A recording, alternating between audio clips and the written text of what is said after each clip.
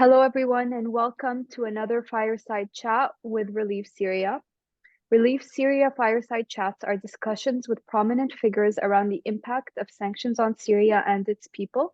It asks questions about their effectiveness, personal anecdotes from their interactions with sanctions, and the road forward. My name is Noor Ghadanfar, and I am one of the co-founders of Relief Syria, which is a grassroots organization aimed at shedding light on sanctions and their impact on everyday people in Syria. And with me today, I have Dr. Alena Douhan, who is the Special Rapporteur on the negative impact of the unilateral coercive measures on the enjoyment of human rights. She is a professor of international law, the director of the Peace Research Center at the Belarusian State University. Professor Douhan received her PhD in international law and European law in 2005 and obtained her habilitation in international law and European law in 2015. Professor Douhan also worked at the UN office in Minsk between 2001 and 2005 and at the Economic Court of the Commonwealth of Independent States between 2006 and 2008 in Belarus. Her teaching and research interests are in the fields of international law, sanction and human rights law, international security law, law of international organizations, international dispute settlement, and international environmental law. Professor Douhan is an author of more than 150 books and articles on various aspects of international law, with more than 40 publications, including 4 books related to human rights, covering issues of targeted and comprehensive sanctions, unilateral coercive measures, freedom of opinion, privacy, counterterrorism, right to development, and right to education. So thank you so much for joining us today. Good afternoon. It's a pleasure for me. Wonderful. So before we dive into the details, I would love to know how you became interested in working on sanctions and how you found yourself in the current position of Special Rapporteur. My interest in the issue of sanctions started from my focus on the law of international security more than 20 years ago, when I just started to work on my PhD. My PhD was focusing on the principle of non-intervention to the domestic affairs of states, and at that period, at early 2000, lots of attention has been paid to the sanctions of the UN Security Council, methodology of implementation of sanctions of the UN Security Council, and just emerged mechanism of targeted sanctions of the UN Security Council, which has been discussed a lot from the perspective of the possibility to guarantee access to justice and to guarantee human rights of those individuals directly targeted by the UN Security Council. Later on, with my academic work, I saw that the attention in the sphere of sanctions is more and more moved to the sphere of unilateral sanctions, because the UN Security Council has understood at certain point that its comprehensive sanctions and the whole complexity of sanctions it imposed caused enormous humanitarian impact, for example, in Iraq, and it stopped imposing such a broad sanctions. However, unilateral sanctions started to expand enormously, in particularly by the United States, by the European Union, and by many other countries. So therefore, that was one of the elements which I consider it within my doctoral habilitation dissertation, which was defended later on. Since 2013, I was repeatedly acting as an invited expert at the biennial panel meetings or expert consultations which have been held within the Human Rights Council, even before the mandate of the Special Rapporteur has been established in 2015. And then at certain point, I decided that I would be interested to apply my expertise to the sphere as a Special Rapporteur, because unfortunately, I could see that the issue of unilateral sanctions used to be mostly addressed from the perspective of the policy and the political studies. And I believe that that's a totally wrong approach. We shall address the issue of sanctions from the point of the facts and from the point of law. So I applied for the position, and I was appointed as a Special Rapporteur in March 2020. Incredible. And right before the Caesar Act was enacted, is that correct? So a few months before? Yeah, indeed. Yeah, incredible. So I know, just based on your background and your recent visit to Syria, you heavily have studied Syria as a country and its history of sanctions, because these recent sanctions post-war aren't the first time sanctions have been enacted. So could you describe how the sanctions in the 80s and 90s are different from the ones we're seeing today? Well, first of all, it's necessary to mention that when we are speaking about sanctions imposed in 80s and 90s, not only against Syria, but against many other countries, we are mostly spoken about sanctions which might have been imposed by the UN Security Council. And therefore, the first point in the sanctions of the UN Security Council is that their legality is not doubted. So they are sanctions imposed under the UN Charter, and therefore they are legal from the point of international law. And the UN Security Council is the institution which is entitled under Article 34, 35, as well as Chapter 7 of the UN Charter to do it. Secondly, as I said, the humanitarian impact was pretty higher. And because of this humanitarian impact, the UN Security Council changed its policy and is not engaging into the comprehensive sanctions any longer right now. Today, we are observing unilateral sanctions imposed over Syria by a number of countries, as well as the European Union as a regional organization. And these type of sanctions is absolutely different from those imposed by the UN Security Council. First of all, because the UN Charter doesn't provide either states or regional organization with any authority to impose unilateral sanctions. So basically, the first problem what we face is the issue of legality. International law doesn't provide for the possibility to impose unilateral sanctions, and the sanctions which are currently imposed over Syria, the majority of them doesn't fit the criteria of, for example, retortions, unfriendly but legal acts, or countermeasures, acts, the wrongfulness of which is excluded under international law. So some measures taken, for example, decisions of states to minimize diplomatic representations in Syria and to close their diplomatic offices are retortions, so they are unfriendly but legal. But all the other acts constitute violation of international law. So point number one, the majority of sanctions imposed today against Syria are illegal. I won't go into too much details because nearly every single specific situation needs specific reflections to the different points of international law. But if there would be questions on specific cases, I will be open to respond. Point number two, we are currently observing the multi-fold and multi-layer scope of unilateral sanctions. So we have sanctions imposed by the United States, by the European Union, by UK, by a number of other states. Some of these sanctions can be similar, but they are not exactly the same. That basically means that in the multiplicity of sanctions, multiplicity of forms of sanctions, like, for example, affecting specific sectors of economy, specific individuals, specific companies, prohibition of financial transactions, in reality, any third person doesn't know who exactly is imposing what type of sanctions. The general impression is that there is a complete sanctions regime against Syria, and it's better not to risk to violate this regime because no one knows what types of sanctions will be affected. Point number three, due to the financial restrictions, any payments to Syria from Syria are enormously limited, and I would say are nearly blocked. So there are some options, but these options are very limited. They are limited to minor payments, and they are limited to the private payments only. I was reported that the maximum amount of payment is up to $150 received by private individuals via Uppsala system. So point number four is the issue of overcompliance, unfortunately. Take into account that due to the unclear, confusing, overlapping legislation, multiplicity of sanctions regimes, permanent announcement of the maximum pressure campaigns, existence of the possibility to impose secondary sanctions as well as civil and criminal penalties for circumvention on sanctions regimes for dealing with Syrian government or for dealing with Syria or for misinterpreting or circumventing already existing sanctions regimes in Syria, everyone is scared. So every private business decides to choose zero risk policy. So better to lose the benefits of trading with Syria rather than to risk to get under enormous fines. And therefore they prefer to overcomply.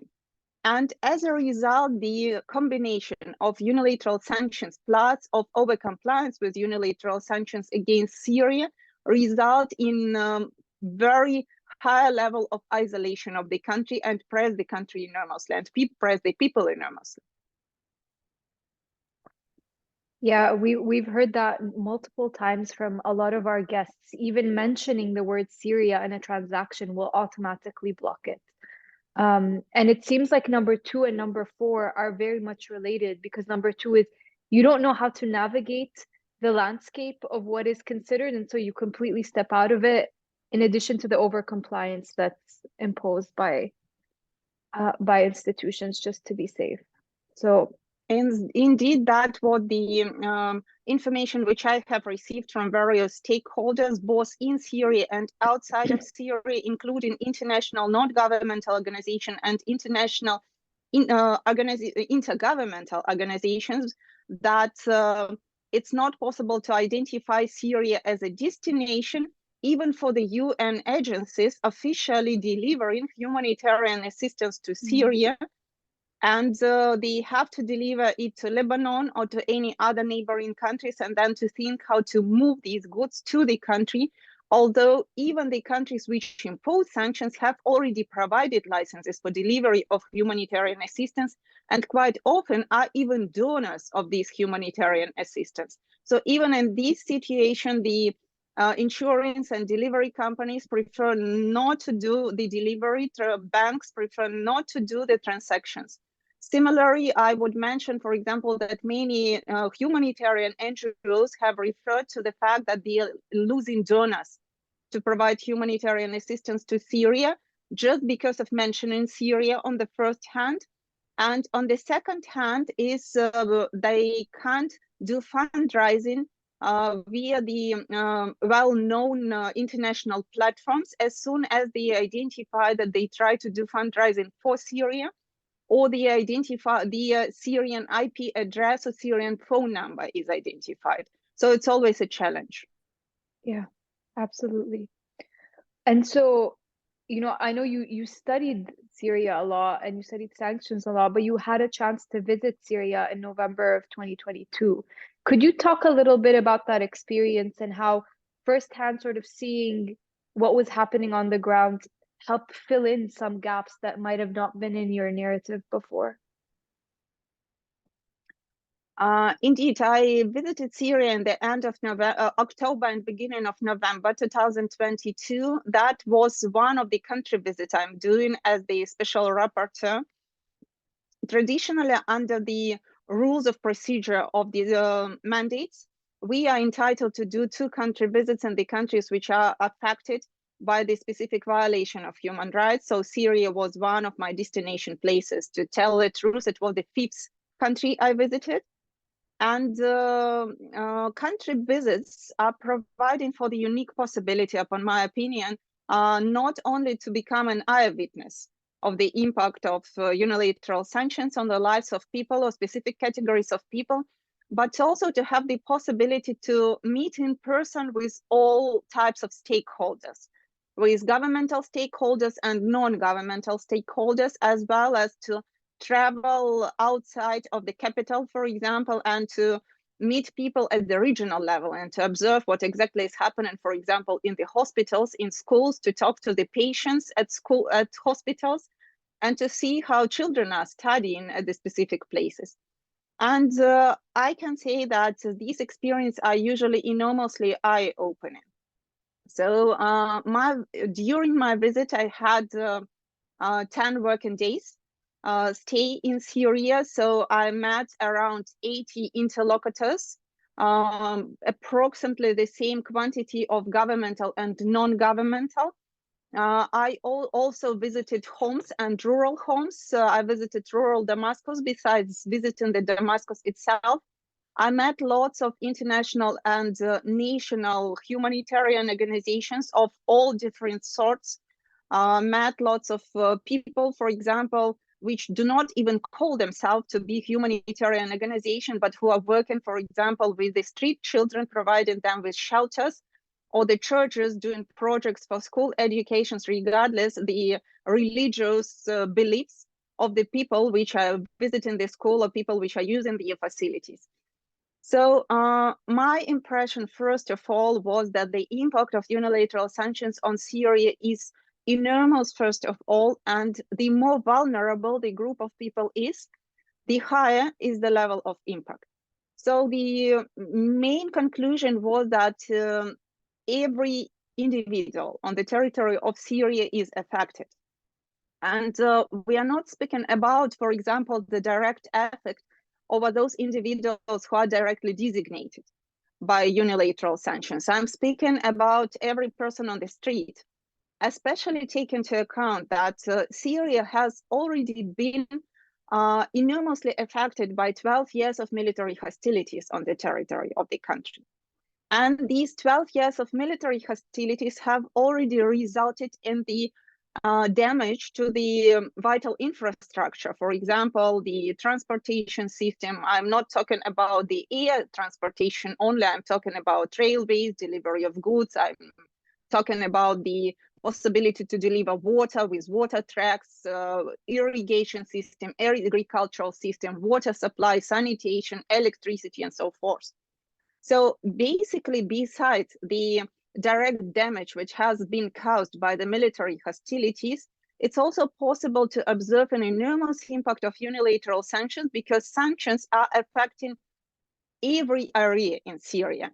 And the impossibility to do any bank transaction are affecting the economic situation in the country. As a result, even if, for example, some parts of infrastructure are not affected, there is no possibility to maintain this infrastructure, so it keeps on being destroyed further.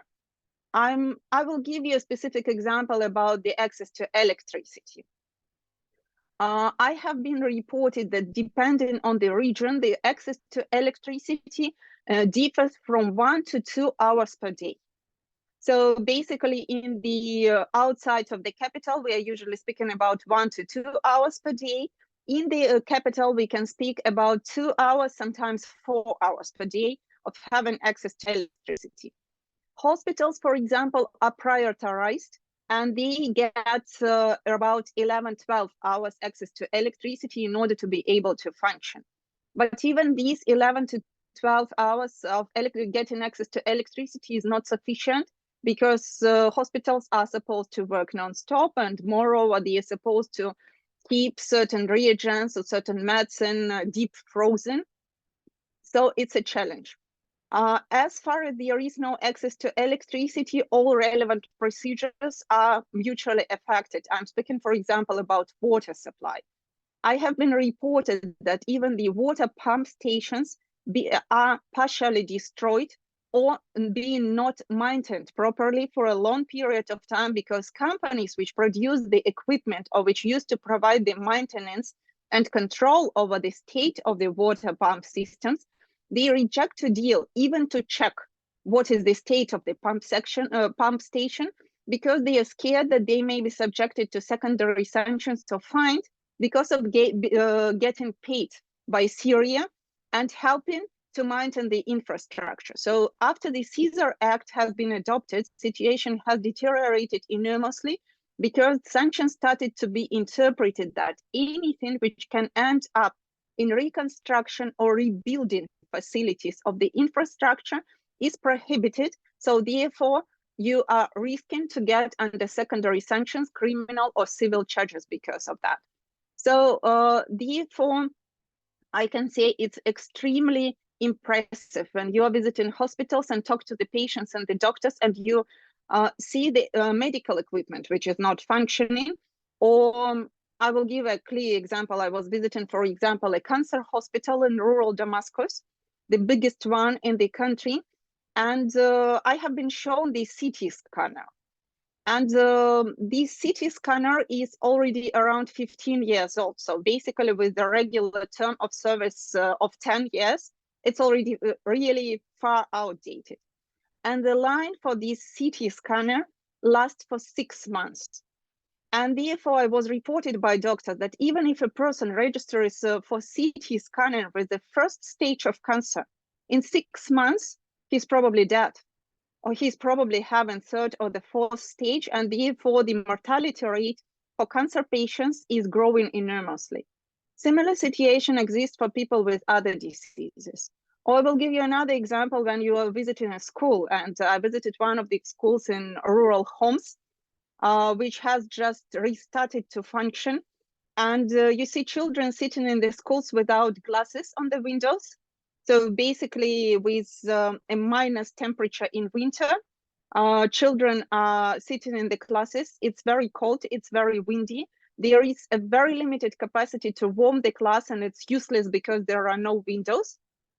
And there is no possibility to use the lavatory because there is a place for lavatory, but there is no water available for these purposes. So I can see, I mean, I can probably talk too much about these elements, but if you mention any area of the functioning or the regular life of people, there are examples of the impact of unilateral sanctions or over-compliance with unilateral sanctions.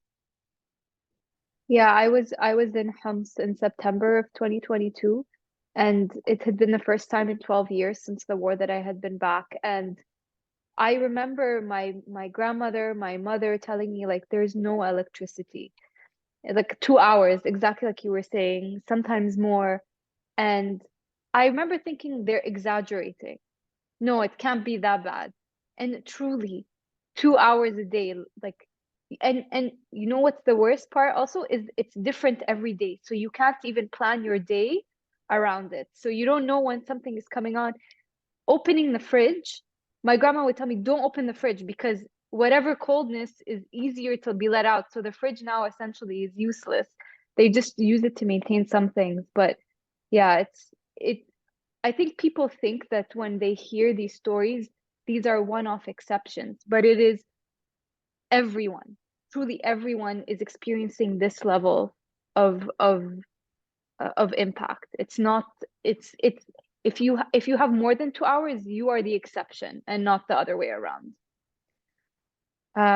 So going back to your visit, you issued a statement over what you saw in Syria, what took place, essentially saying that the unilateral sanctions were damaging to Syria as a whole and that they should be lifted. But there have been some critiques over your visit. Some people were saying that, this was very one-sided. You didn't visit anyone that's not governmental. And just wanted to ask you if you would like to address any of those claims, because I think it's important. Yeah, I'm always open for the discussion because it's necessary to understand the whole environment in which the country visits took place.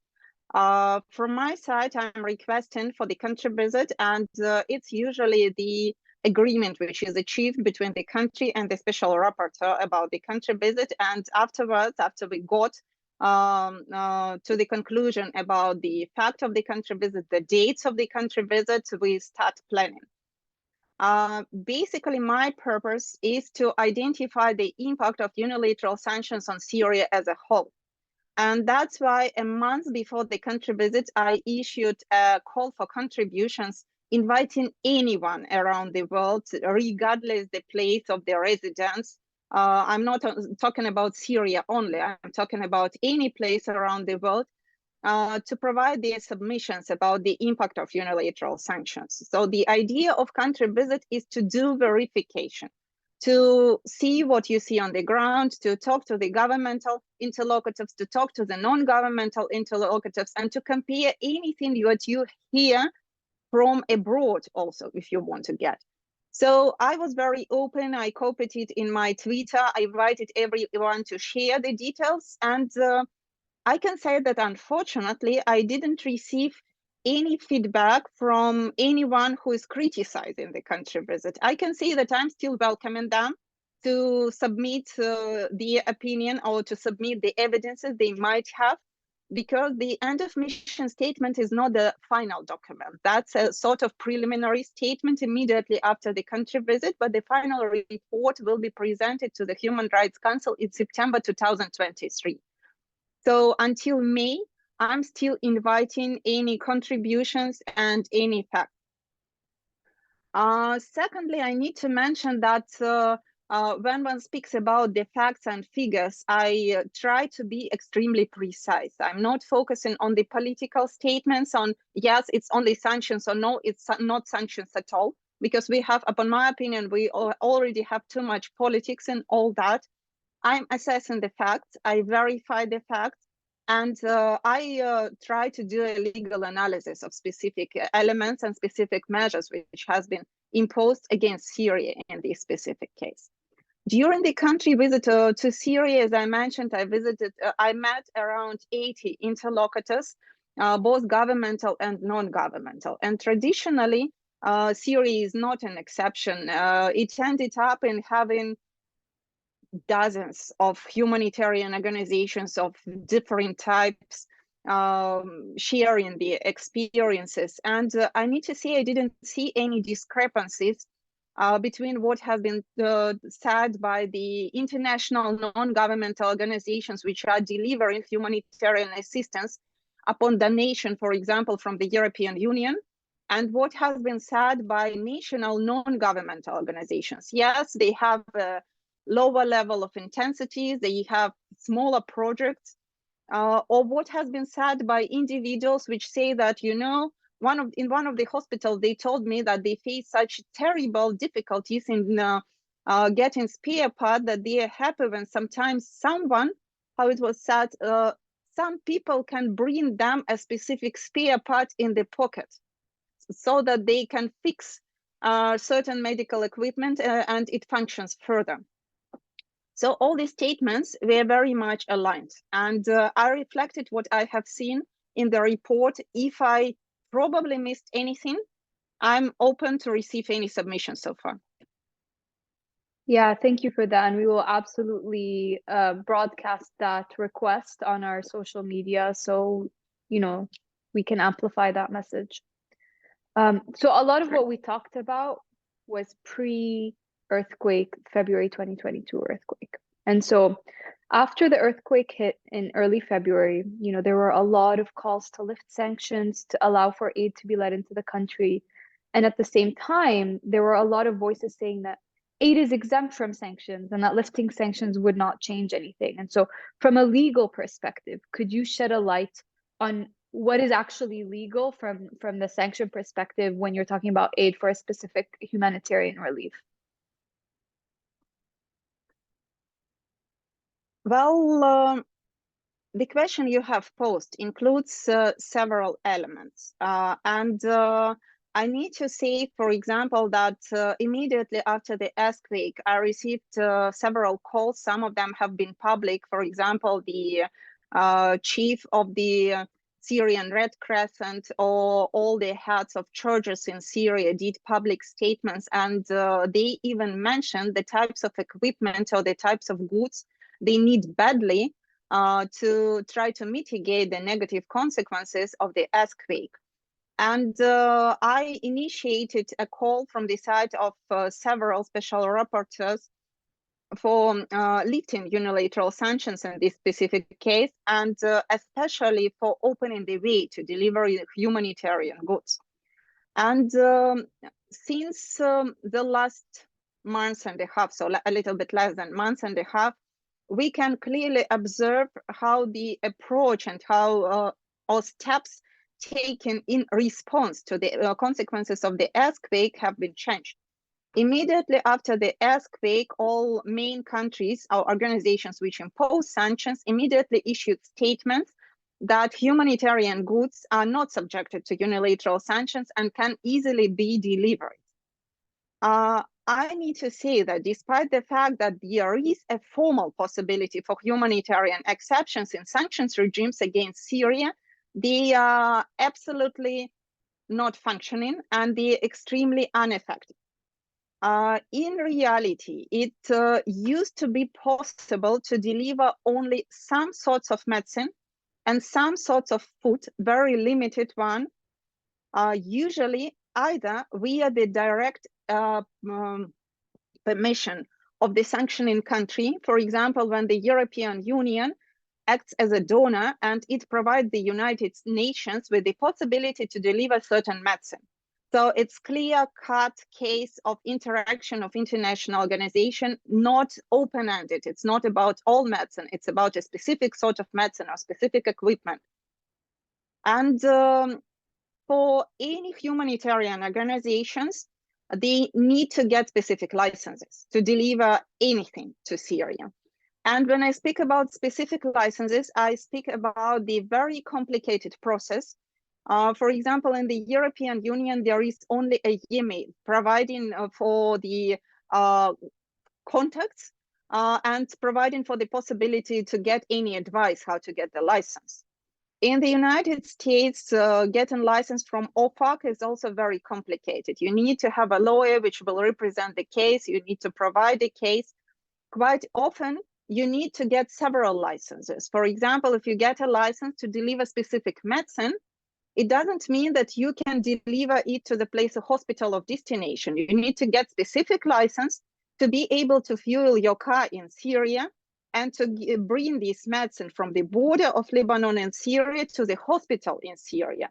So several non-governmental organizations reported about the need to get 2, 3, and sometimes even 4 licenses for this one delivery. And it's very lengthy, it's very expensive, it's very time consuming.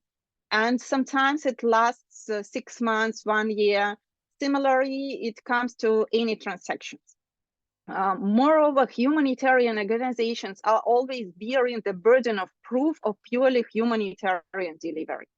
So if anything goes wrong or is interpreted as getting wrong from the side of the sanctioning countries, humanitarian organizations may have their bank accounts being blocked or they can be designated. There are threats like that.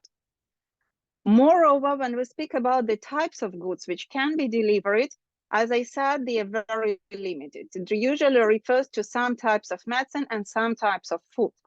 But when we speak about the survival of people, it depends not on food and medicine only. For example, when I was doing my country visit to Syria, and the situation hasn't changed much after the earthquake to the better, it's just changing to the worse, there was cholera outbreak in Syria. And cholera outbreak comes because unavailability of clean water. If you do not have clean water, so that means that you do not have pump stations functioning, you do not have purifying agents, you do not have the running water in the houses or availability of road infrastructure to deliver water trucks to the remote areas, you get cholera. So I was reported, for example, that in the reported area, in the remote areas, people were using sewage for irrigation purposes.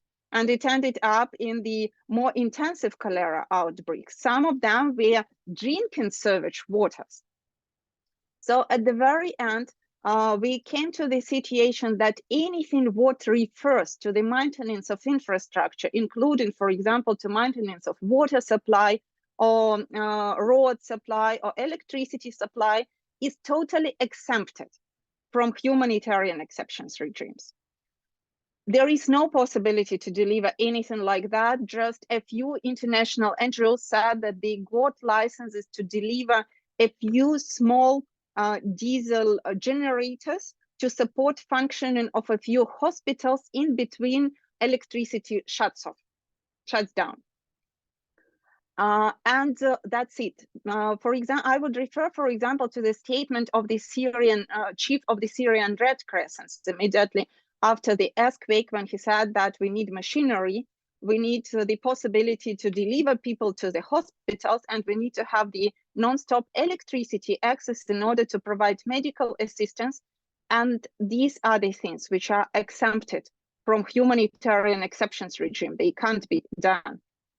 Therefore, I was, let's see, a little bit encouraged when the United States has adopted license number 23, and the European Union and the United Kingdom has also adopted decisions and regulations providing for 6 months lifting of some sanctions in order to provide some sort of post-earthquake relief to the people in Syria.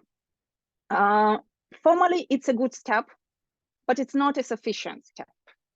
And I will mention a few points why it's not sufficient. First of all, in the country like Syria, with around 50 to 80% of infrastructure being already destroyed and being even more affected by the earthquake, you can't rebuild the country within 6 months, first of all.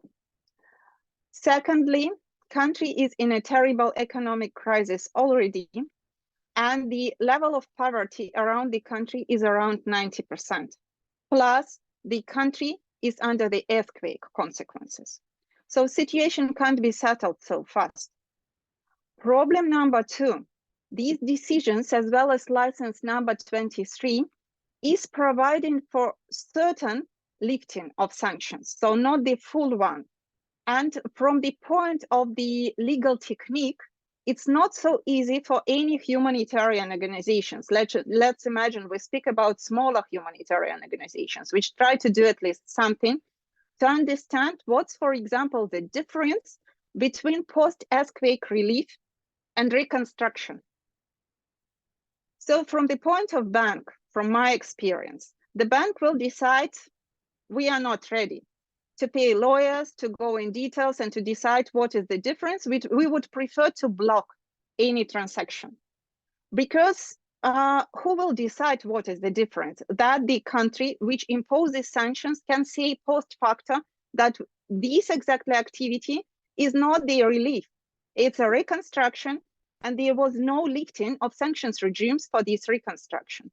I received recently a number of reports from the side of international non-governmental organizations, which clearly say that so far, despite of the official announcement of the lifting of sanctions, they were not able to get money transferred until now. Maybe they will come, but they didn't come so far. Moreover, when we speak about the actors, it's, for example, the regulation of the European Union mentions several types of actors which can deliver humanitarian assistance. But it doesn't mention other important actors, for example, the faith-based organization, which used to be present on the ground for a long period of time, which used to be very active on the ground. They are not mentioned, so formally they are not exempted, they can't do this work. And none of these documents is providing for the possibility, is providing any guarantees for humanitarian actors.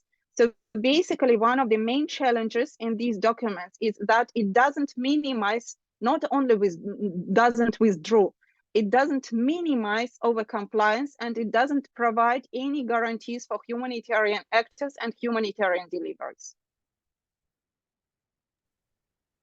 That's very interesting and illuminating. And so, final question, what do you see as the way forward in Syria with regards to recovery, normalization, economic growth? Is it even realistic to expect sanctions to be lifted?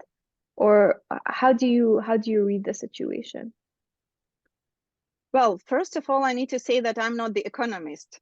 Right. I can't provide any prognosis or can't do any recommendation about the economic recovery of the country. The only mandate which I had from the side of the Human Rights Council is to analyze the impact of unilateral sanctions and to provide recommendations to protect human rights and to bring situation back to international law. I believe that let's say we can't expect total lifting of unilateral sanctions, not only against Syria, but against other countries immediately. So the miracles, unfortunately, do not happen. But I believe, and I hope very much, that the situation will finally come back to international law. I can observe that the scholars pay more and more attention to the legal analysis of specific measures being taken in the course of unilateral sanctions. Humanitarian organizations are publicly discussing today the impact of unilateral sanctions on their humanitarian work. Around a week ago, there was a huge side event on the field of the Human Rights Council about impact of sanctions on the work of humanitarian actors. The humanitarian actors were scared to say anything even a year ago. And now they started to speak publicly. We started to discuss the problem. And I strongly believe that identifying and accepting the fact that the problem exists is the first step to solve the problem. So I hope very much that we will be back to the standards of international law. So if states behave in accordance with international law, the majority of what is currently called unilateral sanctions can't be imposed, and we won't discuss the humanitarian impact. So in that case, we can hope that the situation will be normalized. Yeah, I hope so as well. Thank you so much for taking the time to speak with us today and sharing your insights from a legal perspective and on the ground on sanctions in Syria and what you've interpreted from the situation. I think this is extremely illuminating for me, as it will be for a lot of the people who will be watching this video. One quick clarifying question: where can people reach out to you to send in the evidence or send in things related to the sanctions up until May 2023? I'm inviting people to visit the web page. My web page is a special report on unilateral coercive measures. There is a call for contributions for submission. It's a public one. And I'm also welcoming them to submit information not on Syria report only, but in the broader context. Right now, I'm working on 2 thematic reports, one of the impact of overcompliance on humanitarian work, and another of impact of unilateral sanctions on the right to health. And the call for contributions is also public and is also placed on the web page. There is an email of the mandate identified in both calls of contribution and on the page of the mandate. So anyone can send their contribution to this email and I will receive it. Well, thank you so much again, Professor Douhan. We really appreciate it. And I hope you have a great rest of your day. Thank you very much. It was a pleasure for me.